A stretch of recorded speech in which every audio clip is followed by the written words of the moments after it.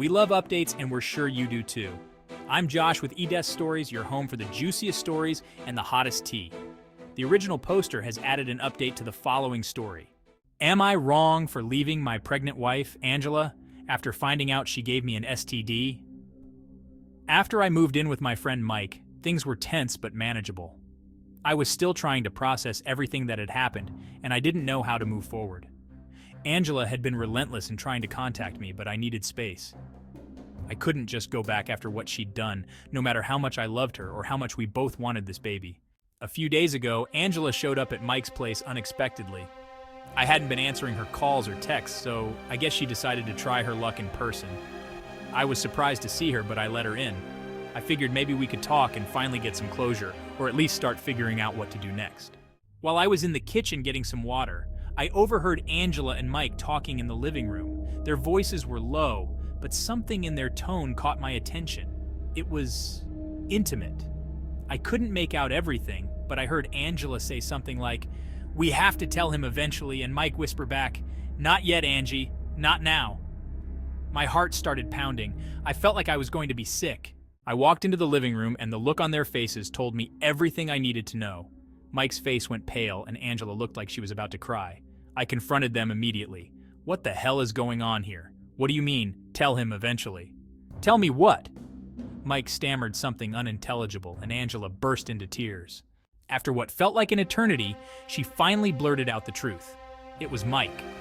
Mike was the stranger at the bar, the one-night stand that had meant nothing. It had been him all along. Apparently, that night out with the girls wasn't just a one-time mistake. Mike and Angela had been seeing each other behind my back for months. They'd been sneaking around, meeting up whenever they could. The night at the bar was just the first time they'd hooked up, but it wasn't the last.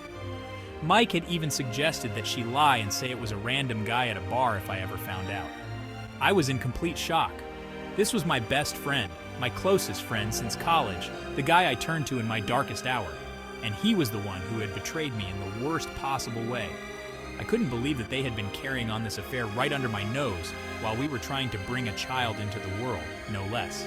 But it gets crazier. Angela, still sobbing, admitted that she wasn't even sure if the baby was mine or Mike's.